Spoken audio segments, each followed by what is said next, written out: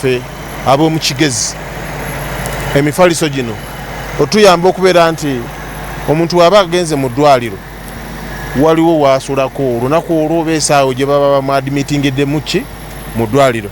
So kyova olaba nti tujjeeyo mwaka akaseeta akatono ne tugula emifaliso gino 135 era ne tugiwaayo mu bakulembeze baffe aba UPDF era lulibo olwo nabo ne bazihanding over eri abakulembeze ab'omu. The medical services have been able to offer static and mobile medical clinics in the region, starting from around 18th to starting from around 1st December is when they deployed, and they're going to be around for a total of like 12 to 14 days, offering medical services to the needy. These mattresses are not going to go without having beds.